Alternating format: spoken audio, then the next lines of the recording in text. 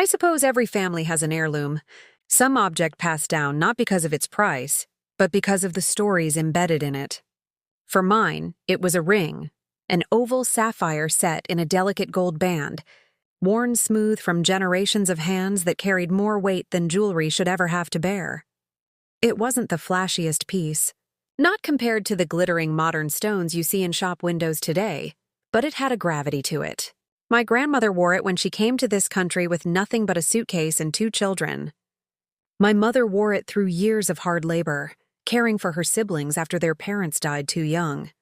And when I got married, it was slipped onto my finger not with champagne or fancy music, but with trembling hands and a promise that we'd survive life together. That ring was not just metal and stone. It was memory. It was sacrifice. It was my story. Our story. So when I tell you what happened, you need to understand. She wasn't asking for a piece of jewelry. She was asking to strip me of my life, my dignity, my place in the family. It was a Sunday afternoon, one of those dinners I still insisted on hosting, even though my son and his wife had been married for 3 years. I told myself that family meals kept us close, that traditions still mattered, that if I cooked enough roast chicken and mashed potatoes, the threads wouldn't unravel. We were seated at the table, the food steaming, laughter bouncing around half-heartedly. I could already feel the strain in the air, the way my daughter-in-law's eyes darted around the table like a critic appraising a cheap play. She never liked my cooking, though she smiled with that thin-lipped politeness that could cut sharper than a knife. And then she did it. She leaned back, twirling her wine glass, her manicured nails tapping against the crystal. With everyone watching, she tilted her head and said, almost casually, but with a blade under her words, "So, when are you planning to give me the ring?" My fork froze halfway to my mouth. The room went silent. Even the clock seemed to hold its breath. I blinked, thinking maybe I had misheard. "Excuse me?" She smiled wider. "The family ring. It belongs to me now, doesn't it? I mean, I am your son's wife. Why delay? We might as well make it official." Her tone was light, teasing, but her eyes? Her eyes were hungry. I glanced at my son, desperate for him to laugh it off, to say, "Darling, don't be ridiculous." But he didn't. He stared at his plate, pushing peas around with his fork, silent as stone. And in that silence, my heart cracked. I wanted to scream, to remind them both that I was still alive, that the ring wasn't some trinket to be claimed like spoils of war. Instead, I forced a polite smile, my voice measured even as my throat tightened. "The ring is still mine," I said softly. "It's not time yet." Her smile vanished, replaced by a sharp edge. "Why not?" "You're not wearing it anymore. It's just sitting in a drawer." "Wouldn't it make sense for me to have it now? To keep it in the family?" The family. As though I wasn't part of that definition anymore. Around the table, I heard my sister-in-law clear her throat, shifting uncomfortably. A cousin whispered something under her breath. I felt the heat rise in my cheeks. This was supposed to be dinner, not an inquisition. I looked at my son again. Still silent. Still siding with her in the only way that mattered, by abandoning me in that moment. Inside, my heart screamed, "Say something. Defend me. Tell her the truth." But on the outside, I kept my voice calm, my spine stiff. "No," I said. "It is not yours." "Not yet." Her face hardened. "You're being selfish, clinging to things that don't belong to you anymore. Traditions are supposed to be passed down, not hoarded." The words hit like slaps. Selfish? After everything I had sacrificed for this family? For my son? After the years of working 2 jobs, scrimping and saving, making sure he had every opportunity I never had? Selfish. I swallowed the bitter taste in my mouth. "Some traditions are sacred," I whispered. She leaned closer, her perfume sharp, invasive. "You'll regret holding on to something that doesn't belong to you." The room buzzed with unease. Chairs scraped. Someone changed the subject quickly, but the damage had been done. My dignity had been chipped away, right there at my own dinner table, in front of my family. That night, after everyone left, I sat alone at the kitchen table, staring at the crumbs and half-empty wine glasses. The ring was upstairs in my jewelry box, untouched. I thought about all the hands it had passed through, all the women who had carried its weight with pride. And I thought about her words, about regret, about belonging. Sleep didn't come easily. I tossed and turned, replaying the scene again and again. Her smirk, my son's silence, the whispers from the others. I felt invisible, like a relic no one cared about anymore. Over the next weeks, the whispers grew louder. At church, someone mentioned that maybe I should let go of old things. My own sister suggested that perhaps giving the ring would ease tensions. Better peace than pride, she said. Peace. But at what cost? I noticed small shifts in my son, too. He called less. When he did, his words sounded rehearsed, like lines fed to him. She just wants to feel included, he said once when I brought it up. Maybe you're making this bigger than it is. Bigger than it is. Easy for him to say. He didn't feel the knife twist of being erased in your own home. One evening, I took the ring out of its box. I held it in my palm, the sapphire catching the light. I thought about giving in, just to stop the whispers, just to keep my son close. But then I saw my grandmother's hands, worn from scrubbing floors. My mother's hands, cracked from washing laundry in cold water. My own hands, scarred from years of hard work. No, I couldn't. This ring was not a trinket. It was survival, honor, blood. The next dinner was worse. She brought it up again, this time laughing as though it was a joke. Oh, don't worry, I'll take good care of it when it's mine. Again. My son said nothing, and again I smiled tightly, swallowing the rage that burned inside me. But each time, the silence of my son cut deeper than her words. It wasn't just about the ring anymore. It was about what I represented, or didn't represent, in their lives. The younger ones rolled their eyes at tradition, at respect, at dignity. To them, I was just a stubborn old woman clinging to relics. To me, I was the last guardian of something that mattered. I felt the foundation of my family cracking beneath me. Each dinner, each whispered word, another fault line spreading wider. Still, I told myself, hold on. Stay calm. Do not let them take this from you. But deep down, I knew this was only the beginning, because when someone looks you in the eye and says, "You'll regret holding on to something that doesn't belong to you," they're not making a request, they're making a promise. And I had no idea how far she was willing to go to keep it. A week after that dinner, an envelope arrived with my name written on it in block letters. At first I thought it was a bill, or perhaps another advertisement for something I didn't need. I sliced it open and pulled out a letterhead that made my stomach drop, a firm I had seen on television in legal dramas, crisp and impersonal. My hands trembled as I read the first line. This letter is to inform you that Mrs. Amelia Novak has filed a claim against you regarding a family heirloom ring.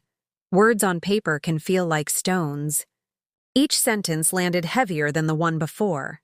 A declaration of intent, the legal grounds, a demand for the ring to be transferred to her custody pending adjudication. There was a deadline. There was a name of a lawyer and a phone number and a polite but unmistakable promise. Pursue this matter vigorously. I sat down on the kitchen chair and pressed my palms to my face until the world blurred. How had we allowed it to come to this? I had imagined arguments, awkward conversations, maybe cold shoulders.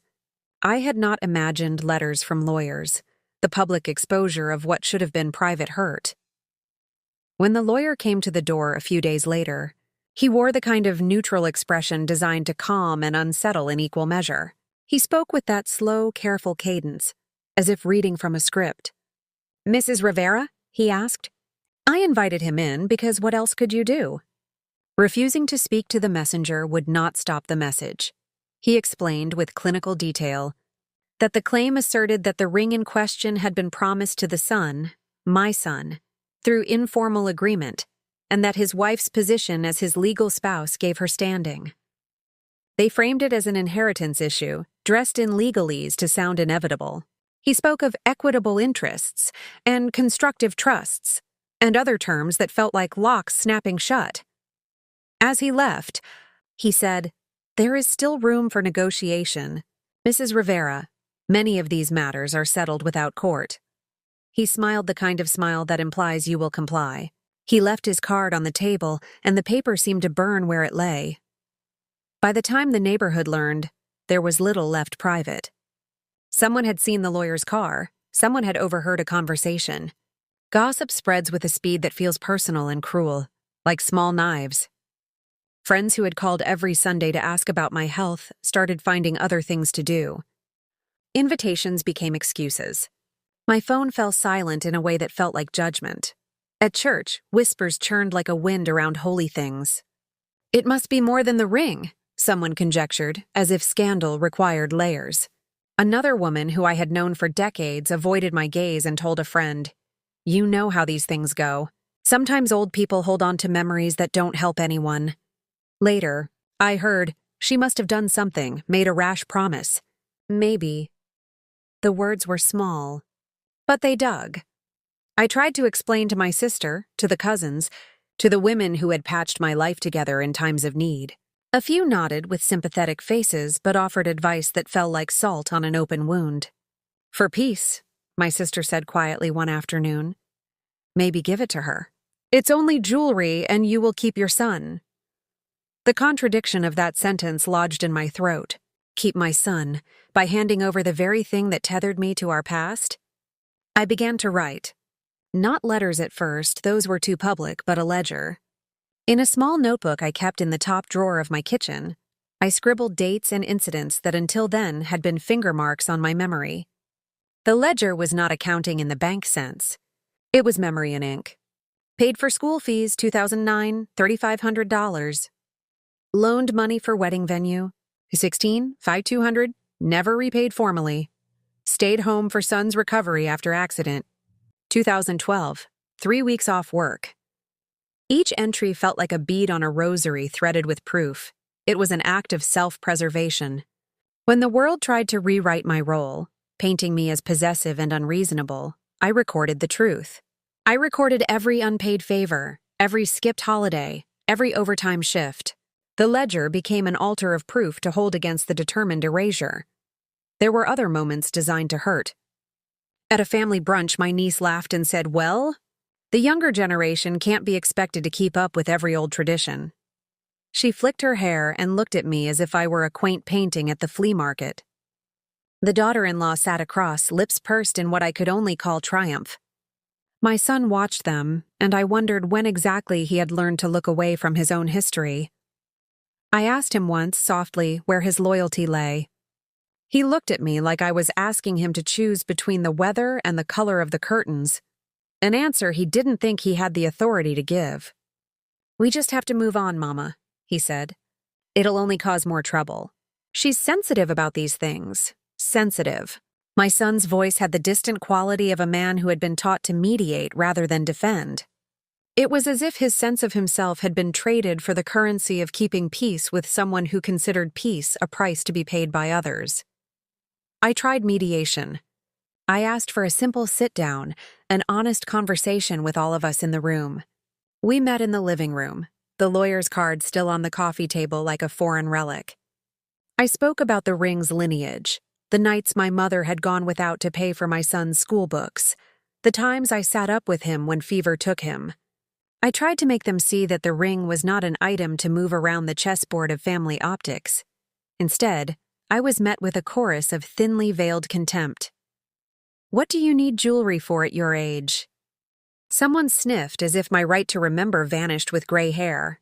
The daughter-in-law, heels clicking on the floor, said, "This isn't about disrespect. It's about practicality. You're not wearing it. It should be with someone who will use it. Use it, as though memories are utensils. As though dignity is a thing to be handed over when you no longer fit the role expected by youth." I left the mediation with my heart pounding and my cheeks wet. My neighbor saw me in the driveway and offered condolences as though I had confessed to a moral failing. The letters in the ledger blurred when I tried to write that night. I cried in private, the kind of crying that replays the same humiliation over and over until it becomes a litany.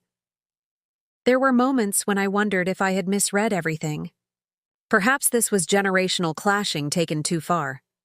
Perhaps in part I was stubborn, but then I would remember how my son had once held my hand in public, proudly, as if I was the center of his world. He had been my boy, the one who once called me hero when I fixed a broken chair. The distance hurt in an intimate way, deeper than any accusation about property could explain. When the lawyer reappeared with formal papers, not threats, but filings, my world narrowed. The claim called for temporary possession of the ring, pending what they called equitable distribution. They wanted it removed from my control while the matter was litigated. Imagine being told that something you've worn through decades can be taken from you while strangers decide its fate. Imagine the humiliation of having your family's private grief paraded in legal filings. I spoke to a young attorney recommended by a friend who still believed in old loyalties. He listened and then said, "They've overplayed their hand. The law doesn't usually favor such claims without clear evidence." For the first time in weeks, a small ember of hope flared, but hope did not erase the whispers. It did not bring back the faces of neighbors who had stopped inviting me to tea. It did not mend the way my nieces shifted when they saw me coming. And it certainly didn't change the way my son had started to mirror the daughters-in-law phrases when he spoke to me. Calm, controlled, distant. Late one night, after weeks of hearings scheduled and postponed, after the church ladies had formed their own unofficial jury, I sat at the kitchen table.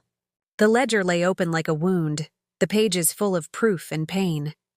I touched the ring with 4 fingers and felt the coolness of the metal, a cold logic to its reality that comforted me in a small way.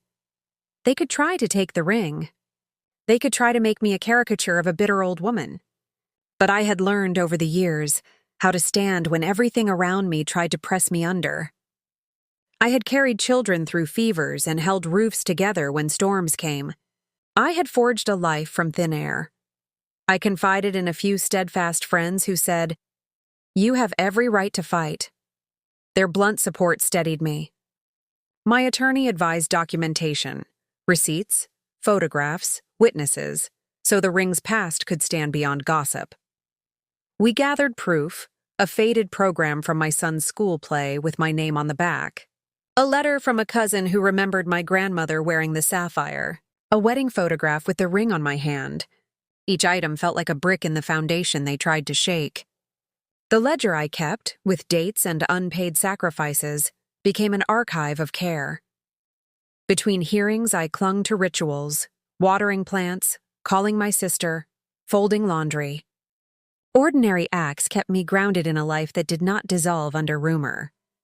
Those routines were quiet resistance. They reminded me worth is not measured by others' approval. They expected loneliness and gossip to make me yield. They miscalculated. The lawyer's letter forced clarity. I would not be erased by whispers or polite suggestions. I had built more than a marriage. I had built a life worth defending. If they want a war, I'll show them I'm not weak. I remember walking into the courthouse the first time with my heart pounding so loud it felt like it echoed against the marble floors. My palms were sweaty, the ring tucked safely at home in its box, and I kept repeating to myself, "It's not just a ring. It's my life, my story." My right, my lawyer, a younger woman with sharp eyes and a calm voice, walked beside me. She had a confidence I envied. She glanced at me once and said, "They've built this case on air. Don't let their noise shake you." Noise. That was the word she used, and I held on to it. The hearings dragged on for months, each one a theater of tension. My daughter-in-law sat across the room, dressed like she was attending a gala, her jewelry clinking as she moved.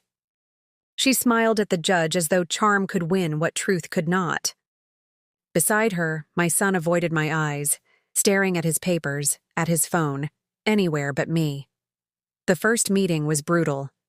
Their lawyer spoke with authority, spinning a story about promises made, inheritance owed, family harmony disrupted by my supposed stubbornness. He painted me as clinging, unreasonable, even cruel. My daughter-in-law nodded at every word, occasionally dabbing at her eyes with a tissue as if she were the victim. When it was our turn, my lawyer simply placed the old photographs on the table.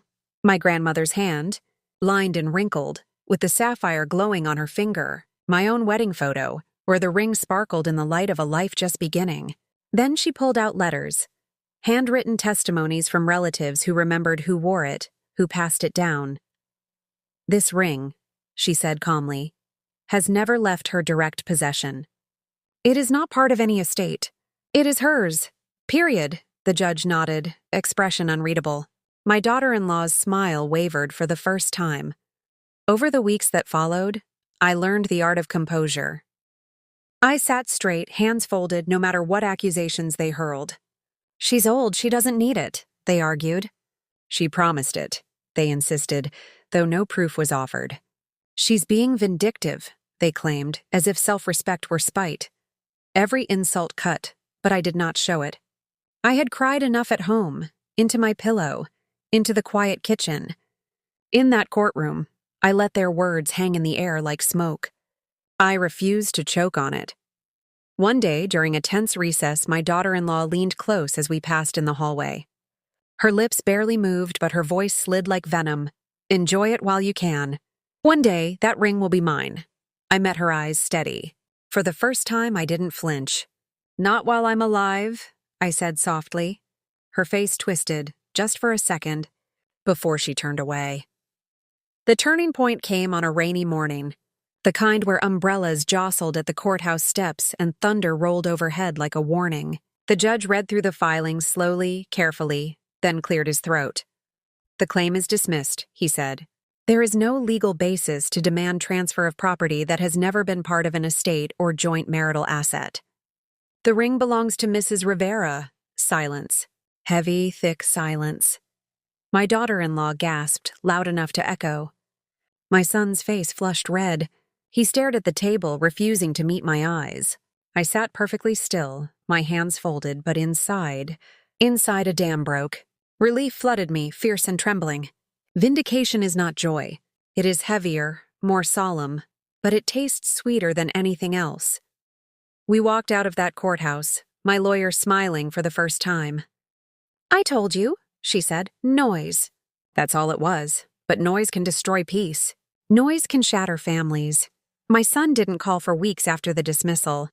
When he finally came by, he stood awkwardly in the doorway, shifting his weight from one foot to the other. He muttered something about misunderstandings, about how his wife had just been emotional. He didn't apologize. Not really. He didn't know how. I looked at him, my boy who had once clung to my hand, and felt the distance like an ocean. "I hope someday you understand," I told him quietly. "This was never about a ring. This was about respect." He looked down, ashamed. Then he left. That night I sat alone in the living room. I opened the jewelry box and took the ring out, turning it slowly in the lamplight. The sapphire glowed, calm and steady, as if untouched by the storm it had just survived. I polished it gently with a cloth, not to shine it, but to feel its weight, its reality, its place still with me. For so long, I had thought of it as the family's symbol, a link in the chain binding us together. But now I realized it was mine, not as property, not as wealth, but as proof of endurance. Proof that boundaries matter. Proof that survival sometimes means saying no, even when no one else stands with you. I held it in my palm and whispered, "You're not just a ring. You're everything we fought for." The daughter-in-law, of course, didn't give up so easily. A week later she called, her voice honeyed but sharp. "Enjoy your little victory," she said. "Someday it'll still come to me." "These things always do," I smiled, though she couldn't see it over the phone. "Maybe someday," I said evenly, "but not today. And not by force. You'll learn sooner or later that dignity can't be stolen." There was silence on the line, and then she hung up. I set the phone down and felt no fear, no trembling, just peace. That was the moment I knew. The war had scarred me. Yes, but it had not broken me. Now, when I look back, I see the journey clearly, from humiliation at my own table, to whispers in the community, to the cold weight of legal letters, and now to vindication. I don't pretend it was easy. I don't pretend the cost was small. My son's distance still hurts. Family bonds don't snap cleanly. They tear ragged, leaving edges that catch on every memory. But I do know this. Surrender would have cost me more. It would have cost me myself. Some things we hold not because they are shiny, but because they are sacred. A ring, a memory, a lifetime of sacrifice. They are not for the greedy to demand or the cowardly to surrender. They are for us to protect, as fiercely as we protect our breath. From humiliation to vindication, I learned this. Greed may fracture families, but dignity must never be surrendered. A family heirloom is not just metal and stone. It is memory, sacrifice, and love. Protecting it means protecting yourself. What would you do if your own child's spouse tried to take something that belonged to you? If stories like this resonate with you, don't forget to subscribe for more powerful, true-to-life dramas.